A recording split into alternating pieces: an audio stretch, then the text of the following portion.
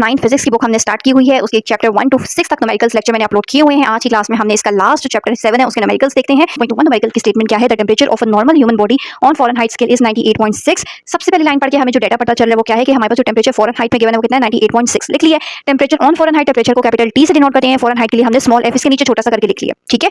इसी तरह convert it into Celsius scale and kelvin scale. इस टेंपरेचर को कन्वर्ट करना है। ये जो टेंपरेचर गिवन है ना, ये हमारे पास फ़ारेनहाइट में गिवन है ना, अब हमने इसको कन्वर्ट करना है सेल्सियस और केल्विन में। कैसे कन्वर्ट करते हैं? सबसे पहले हम डेटा कंप्लीट लिख लेते हैं। टेंपरेचर ऑन सेल्सियस स्केल को हम कैपिटल टी को टेंपरेचर से, सेल्सियस के लिए सी का वर्ड लिख लेना है, ये फाइंड करना है। और केल्विन में भी कन्वर्ट करना है, तो temperature on kelvin scale, temperature के लिए टी और केल्विन के लिए के लिख लिया, ठीक है। डेटा लिख लिया। ए गिवन है टेंपरेचर टी। अब आपके पास बुक में ये फॉर्मूलाज गिवन है। जब भी हमने टेंपरेचर को सेल्सियस में कन्वर्ट करना है और हमारे पास एफ मींस फ़ारेनहाइट में टेंपरेचर गिवन है, तो क्या फॉर्मूला होता है? ये होता है T of C equal to 5/9 T F minus 32।